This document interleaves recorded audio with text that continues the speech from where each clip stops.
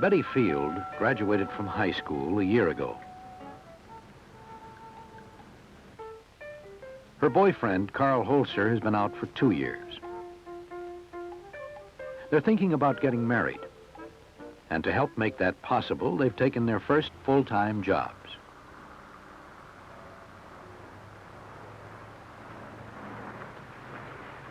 Betty works for a large business firm. She's a file clerk.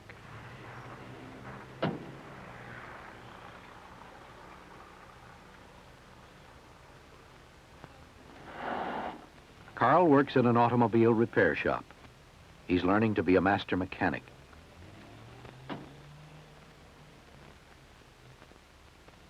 Sometimes Betty and Carl meet for lunch, and naturally they talk about their work. As part of our study of good work habits, we interviewed them, and this conversation with Carl and Betty became the crucial one of our study. We interviewed other workers beside these two, and we asked many of them, what are the things a worker has to do if he's to do his job really well? We got some interesting answers. For example, this man felt that doing his job well depended on doing a reasonably large amount of work. This woman agreed, but she added something, that a job well done meant work of good quality. Safety was what this fellow had in mind, looking after other people's well-being and his own, too. And to this girl, the enjoyment and satisfaction she got from her work were what mattered. So from these interviews and others like them, we learned what a job well done might mean to Betty and Carl. Doing a reasonable amount of work, of good quality, with safety and satisfaction. Betty and Carl agreed that these things are goals. And then Carl added, maybe one way to achieve these goals is to pick the right job. And another way, once you're on the job, is to learn good work habits. Well, if we agree on that, what are some of the good work habits you apply? Well, let me simplify the question by asking what kind of work you were doing this morning. Perhaps we can find what some good work habits are. We'll begin with Betty. This morning? Well, the big morning job for file clerks in our company is filing new correspondence. First, we're supposed to code the letters, and that's a little complicated. Well, tell us about it. We have to look the letterhead over closely, find the most important word, and underline it. Then we separate the other words and number them by importance. I try to keep my mind on the letterheads. Oh, you mean you concentrate? That's right. Well, wouldn't you say that concentrating is a good work habit? I guess so. Concentrate. It seemed like that might help Betty increase the amount and quality of her work. But I'm wondering if concentration is the only way to achieve these goals. What did you do next? The next step was sorting. We sort letters alphabetically. How? The girls who work fastest go right on through the job. They keep the letters close to the sorter so they don't waste motion. And they set up a rhythm. Well, that seems to suggest another good work habit. A person should set up his materials so steady work is possible, and should work steadily. Work steadily. That seemed to increase the amount and quality of Betty's work. Might other habits help toward these goals? Now, once you've checked and sorted, then what? Well, things got a little more complicated. First, I had to file all the sorted letters. But at the same time, I had to take letters out of the files. And then letters aren't all we file. We have another file for inventory, and still another one for personnel. And all of them are handled differently. Well, how do you manage? We try to group similar jobs together. For instance, when we're through filing correspondence in the morning, we don't usually plan to do that job till the next day. We let letters pile up and do them all at once. So you plan ahead, right? Yes. Well, doesn't it sound like planning ahead is a good work habit? It sure does. Plan ahead. It seems that by doing this, as well as by concentrating and working steadily, a file clerk can manage to do a reasonably large amount of work of good quality. And we found these habits helpful not only to file clerks, but to most other workers. For example, this man does radio and television repairs. He feels that by concentrating on a circuit, he's able to work faster and with fewer errors. Working steadily, he's able to complete more jobs in a day. And to him, planning ahead means dividing his day between the shop in the morning, outside calls in the afternoon. He feels he gets more done that way. And this girl is a supermarket checker. She finds that by concentrating on items and their prices, she's able to operate her register quickly and correctly. Working steadily, she's able to please customers by checking orders faster. And to her, planning ahead means things like being sure there's enough change in the register before rush hours.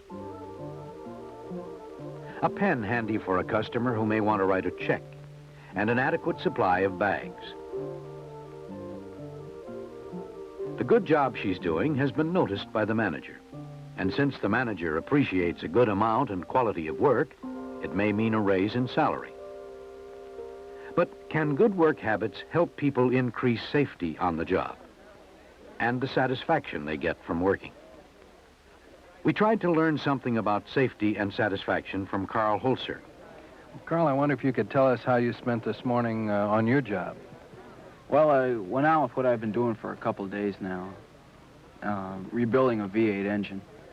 Yesterday, my boss helped me put in the valves, and today he asked me to put the heads back on. Well, how did you do that? Like my boss showed me. First, I put all the bolts in loose, and then I tightened them with a torque wrench. You see, there's a gauge on it, and it lets you know when the bolt is as tight as it should be. Well, were you through then? No. My boss had me recheck with the torque wrench. He says you have to double check because one bolt can loosen while you're tightening another. Oh, so you double check. You try for accuracy. Well, maybe a good work habit to develop would be to work accurately. Work accurately. It seems obvious that accuracy is related to safety.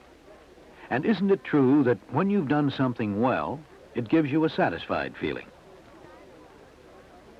Well, what did you do next? Well, we had a car with a broken shock absorber mounting, and the boss wanted me to heat it so we could remove it. Well, how did you go about that? Well, it was mostly a matter of picking the right size welding tip and going to work. How? I put on my safety goggles, put on my gloves, and fire up the torch.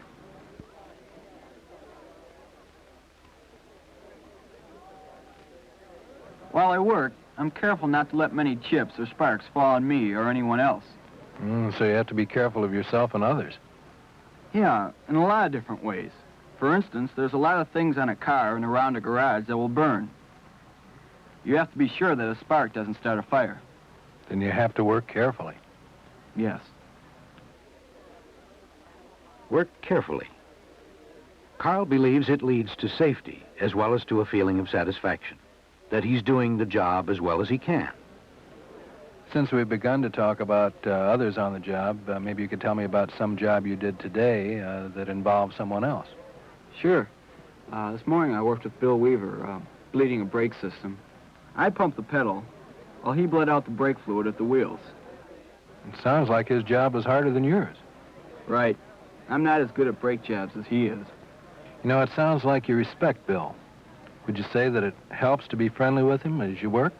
Yeah, you bet. How's that? Well, Bill has been a mechanic for a long time. The boss and the customers trust him. If he likes me, he'll let me know more about how he works, and I'll learn more. Besides, I have to work with him every day. We better be friendly. Be pleasant and friendly. A good idea if pleasantry doesn't take time away from the job. A friendly attitude, along with accurate and careful work, may help Carl and other mechanics to do a reasonably large amount of work of good quality. And our interviews showed that these habits help in other lines of work beside mechanics. For example, computer programming is a very exacting job. To a programmer, accuracy means doing the job the right way. And being friendly is of great importance in an office where people share equipment and supplies.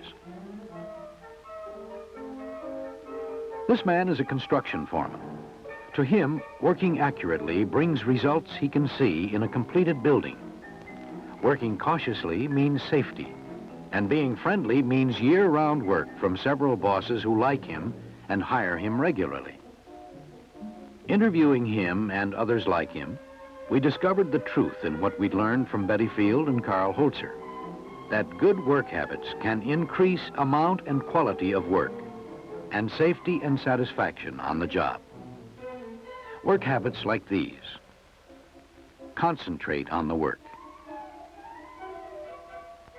work steadily, plan ahead,